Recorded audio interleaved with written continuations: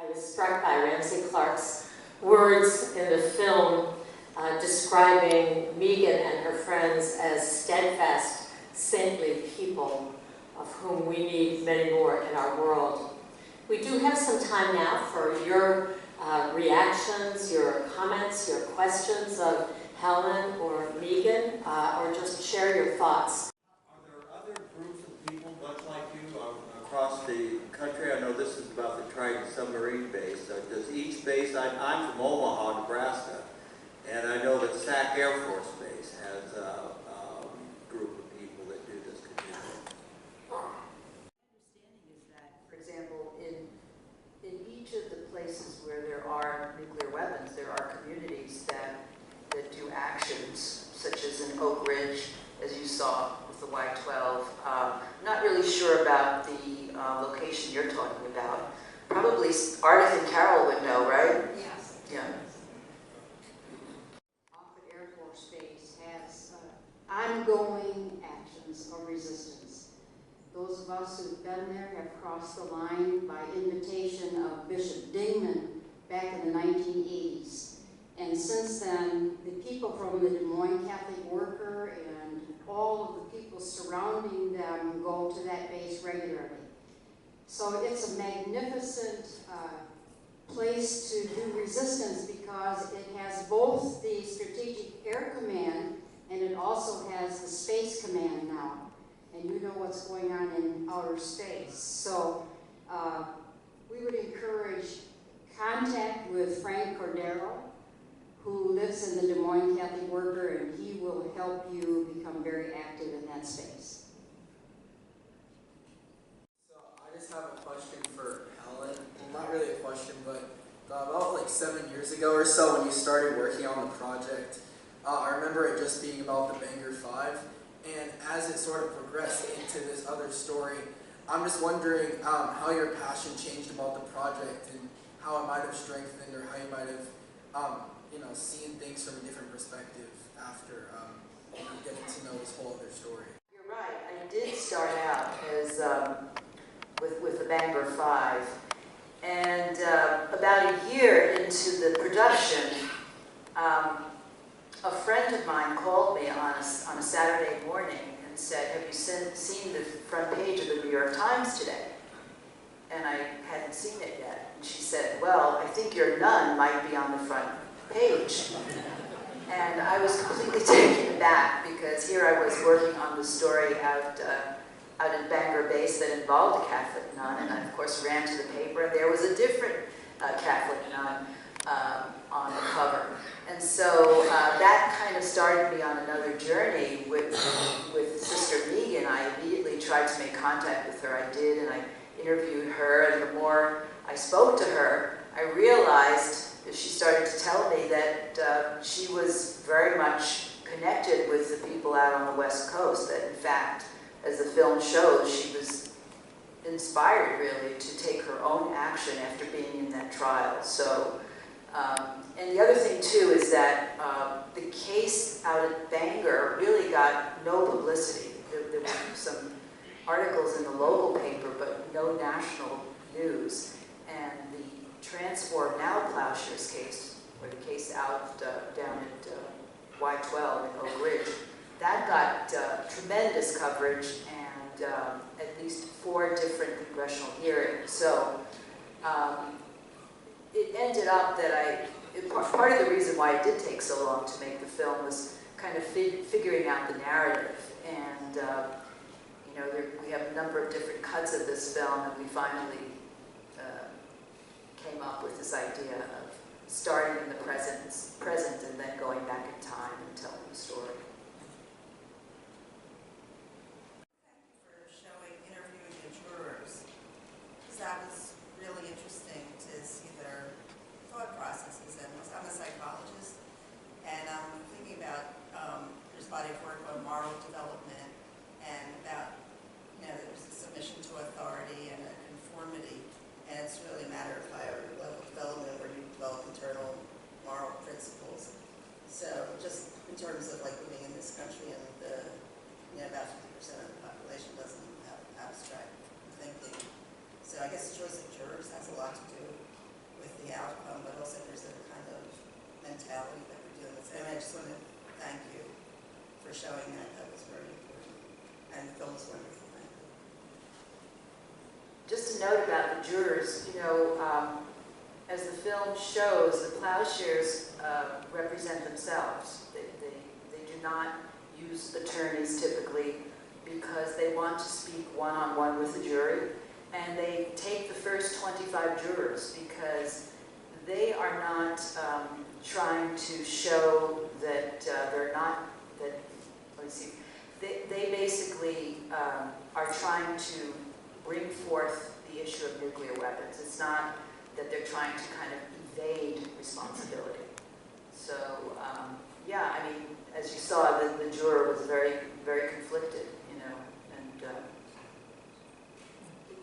there is something called jury nullification, but I guess, you know, they really couldn't bring themselves to do that. Yeah. Yes. Thank you, Sister Megan, for everything that you've done. I was arrested a couple of weeks ago and spent a day in jail, and I considered it, I wrote a lot about it being an inconvenience as opposed to... Patrick, could you use your microphone, Oh, okay, please? thank you, wasn't I? So, I was arrested a couple of weeks ago and spent a day in jail, and I wrote a blog about it being an inconvenience as opposed to the sacrifice that you actually have done. I was particularly struck in the movie by, I think it was Biggs's grandniece, who said at the funeral, who's going to take his place? And I know that, you know, you and I are both part of the same church that spends more money on fighting against gay marriage than it does on fighting for nuclear disarmament. I know, as in the work that I do and you do and others do, there are a lot of young people involved, but not from the perspective of faith. And so how do we connect what we do with young people with faith? Let's go forward. Yeah, I always have been initiated into the importance of reflecting on personal experience and making relationships, building relationships. So that happens to me because I happen to be a teacher, but I know that we learn more from our human experience than we learn from being preached at. So anything that people can do to bring people together, to hear their stories, and then to discuss them, I think is a very powerful method, especially with young people. So this should be part of the curriculum of all. The fact that nuclear weapons exist, we can get a lot more wisdom and energy from young people if these are discussed at that level. But also at middle school, high school, and every university. But where do you find it? Even in the history curriculum, it's been a very hidden story. I know that because I've been aware of nuclear weapons since I was 10 or 11, living next door to one of the eminent people who worked on the Manhattan Project. So we knew that something very evil was being carried on. We assumed that it was evil because he couldn't tell his wife or his daughter, or us, of course, or his neighbors, what he was doing. We just knew he was doing something very secret. So he was one of the members of the Manhattan Project. Dr. Seeley het, and certainly with great reluctance from the very beginning, he understood how evil it was. And just to make a symbol of how he ended his life, after he died, in about 1952, I think it was, he had his ashes sprinkled over the Pacific because of his involvement in the Manhattan Project, because of his work at Columbia University. So the human experience is so important in learning. So we need to have opportunities to share our convictions, our values, and our experience, and to listen to that of others. Thank you, Megan.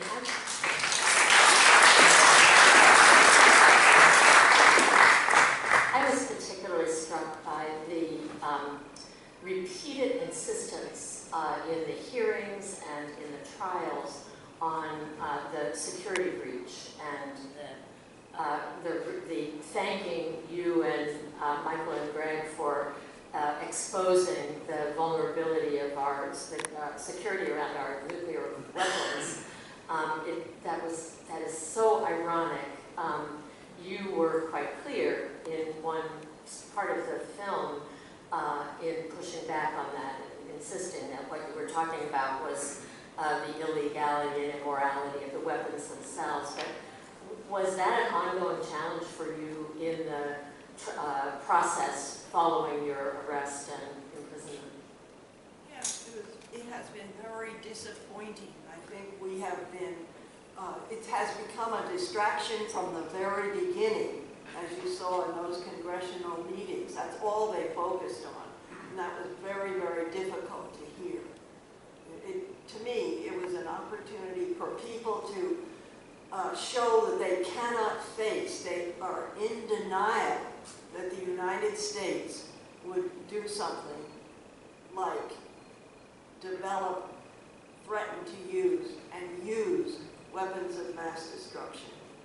I don't know how you feel about that, but I do feel that the whole security thing is pure distraction from the truth. We cannot face the truth that we're responsible for such a terrible crime and carrying it on by our stocks of nuclear weapons.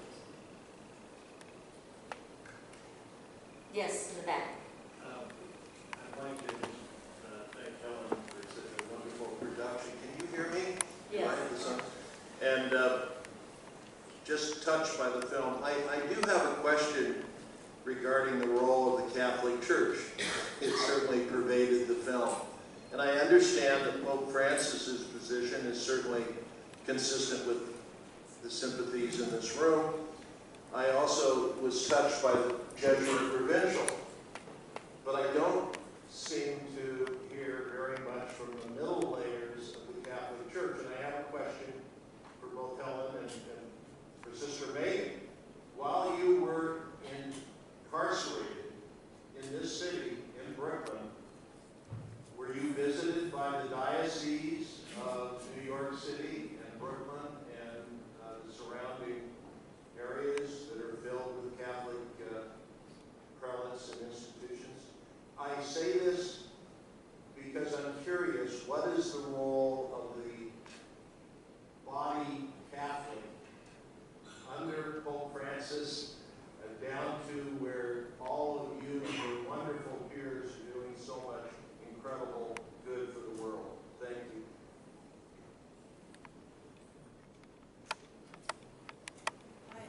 I also like to re-stress the fact that we are all equally responsible, whether we're Catholics or Protestants or Jewish people or people of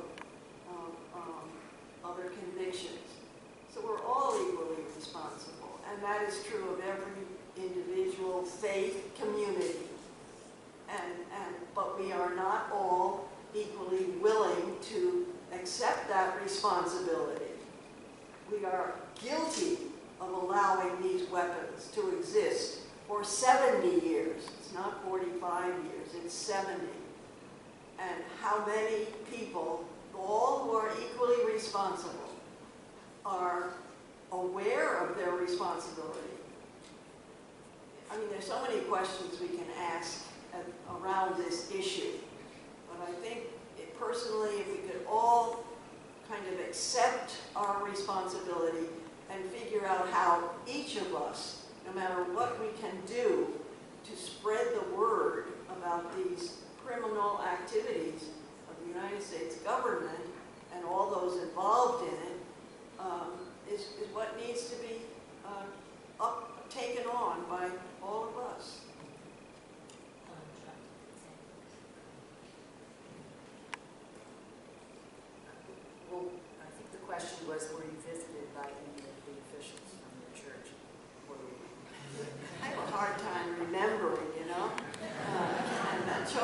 probably didn't. I certainly had sisters visiting me, and there was one wonderful parish priest from around 33rd Street who came very often. I can't say his name right now at the moment, but he was elderly and very much with this whole movement, and he has been for many, many years in the Diocese of New York. One thing that I just would want to add, I think that, there, as you saw in the film, so many of the people in the film are older, and the issue of nuclear weapons is not really caught on with young people. They are very invested in the climate change movement, but if you think about it, if one of these nuclear weapons were to be used, all of the research that I've read indicates that the use of these weapons would basically ruin the entire climate. So the issue is really on par in terms of its importance with the climate issue. So I think, as I said before, it would be wonderful if we could raise awareness through this film and educate the younger people about this issue. Go ahead. One little fact that you might want to take home with you and to do something practical about is that the present generation of nuclear weapons as of 2017 is, each weapon is 1,000 times the firepower of either any of the 3 first bombs that were used. It has only increased in criminality. So every bomb now is 1,000 times as much as the two in Nagasaki and Hiroshima, who were responsible in several seconds only for 150,000 lives. So you can do the extrapolation yourself. If we had two, it's possible to say that if 2 of these bombs collided and there would be enough fallout to cause nuclear winter in 10 years. It's almost unimaginable. We need to know it. Of course, it's kept very secret. Yes. Yes. Go ahead. Well, one thing that I want to add to that, may I, Megan, is that even without using a nuclear weapon, the contamination that is expanding from all of the processes is just atrocious. Mother Earth is being destroyed. I've done witnesses at a number of bases. On the base itself, the water cannot be drunk. It expands itself into the Great Lakes of Michigan when the bases were there. I'm not saying it is all nuclear weapons, but the military-industrial complex, just in using the oil and the gas and all of the contaminants that it uses, is not making Mother Earth very pure. I had to add that because climate change or climate disaster and nuclear weapons and the military-industrial complex are very deeply connected. Thank you. Right in the back. Yes.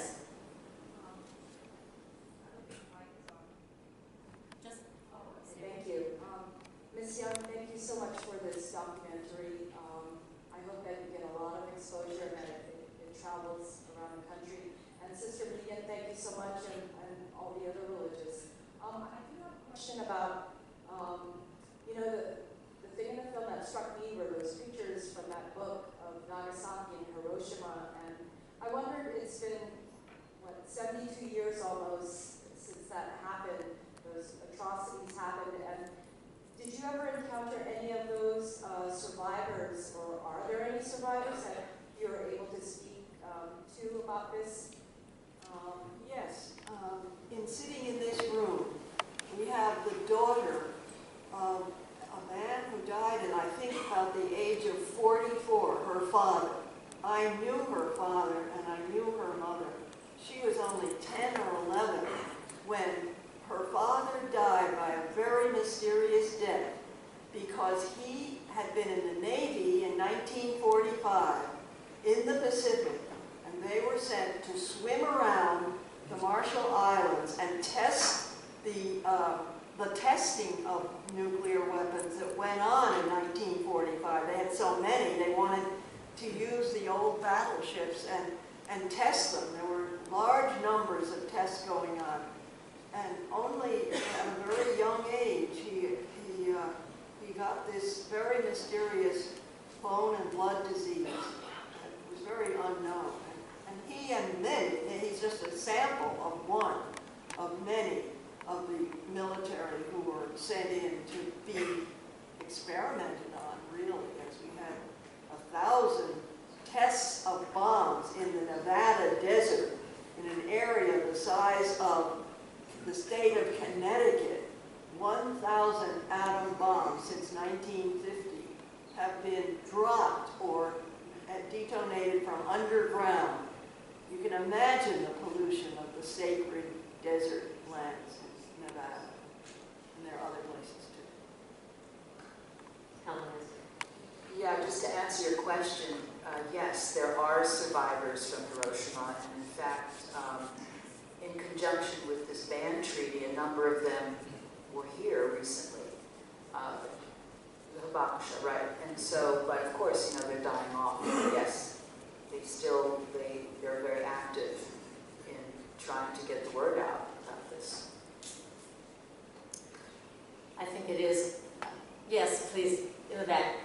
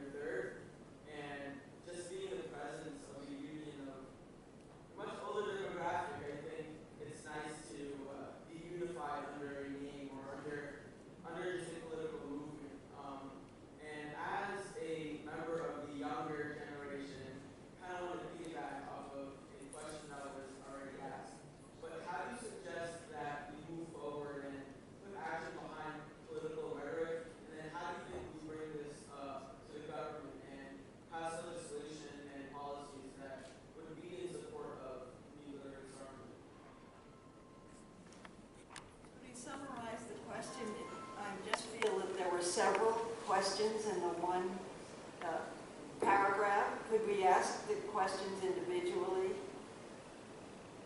Okay. What you're wanting to be discussed or addressed?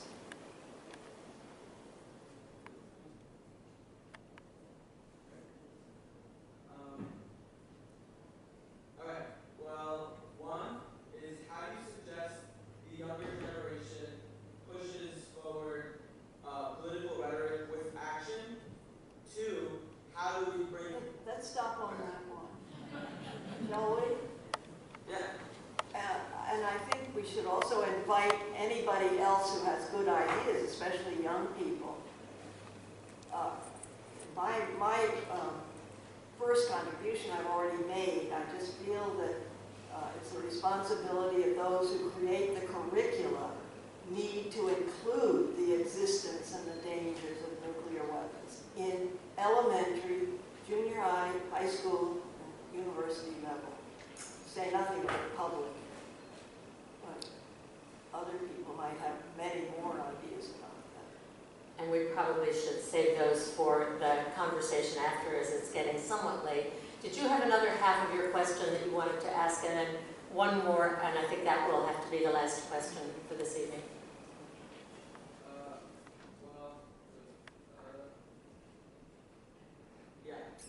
Well, the second question would be to how do we bring issues like this to government? How do we push for legislation and policy for the effort?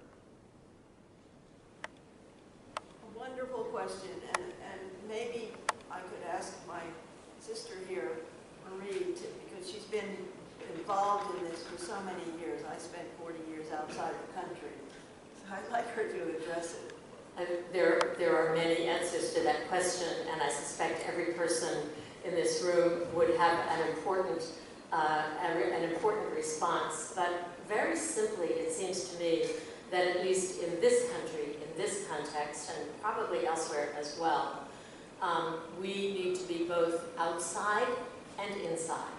We need to understand, as so many are doing in the process of negotiating this ban treaty, how step by step political decisions are made, laws are made, decisions shape the policy of a country. But at least here in the United States, none of that happens without voices at a grassroots level in the streets expressing their opinions as well, whether it's literally in the streets, as Megan and so many others have done, or whether it's by phone calls and all the many different ways that we express our opinion. Even then, the process, as we see, is enormously frustrating. For how many years has the United States, for example, had a commitment through the Nuclear Non-Proliferation Treaty to get rid of these weapons, and we see so little movement in that direction. But it is a long-term, steady commitment that is required, and it's hard work. I would just, I think we need to finish up, and I would like to invite Helen, if you'd like to say anything to finish, or Megan for just a few minutes, and then I'm going to ask Monica Willard to just finish our evening with a special prayer. Anything? I would just like to thank everyone for coming tonight. And, it means a great deal to me to have you here, so thank you very much.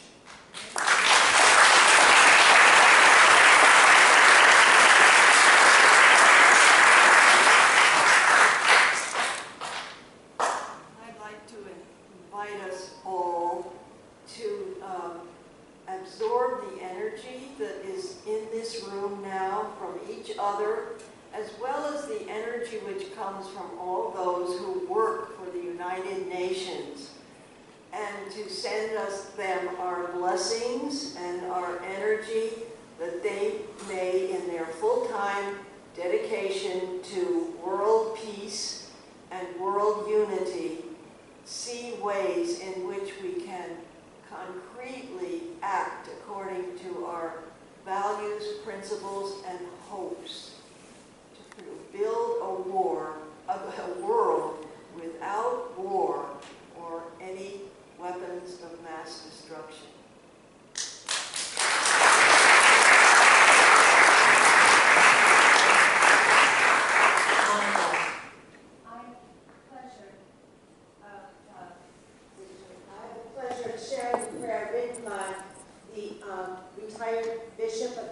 Episcopal Bishop of the State of California, who founded the United Religions Initiative, Right Reverend William Swing. The original title was A Prayer for Those Whose Hearts Carry the Weight of Nuclear Weapons. We've shortened it to the Nuclear Prayer. The beginning and the end are in your hands, O Creator of the universe, and in our hands you have placed the fate of this planet. We, who are tested by having both creative and destructive power in our free will, turn to you in sober fear and intoxicating hope. We ask for your guidance and to share in your imagination in our deliberation about the use of nuclear force. Help us to lift the fog of atomic darkness that hovers so pervasively over our Earth, your Earth, so that soon all eyes may see life magnified by your pure light. Bless all of us who wait today for your presence and who dedicate ourselves to achieve your intended peace and rightful equilibrium on earth. In the name of all that is holy and all that is hoped. Amen. Amen. Thank you, Helen. Thank you, Megan. Thank you all for coming this evening and for taking the risk for peace that is so essential to the future of our planet.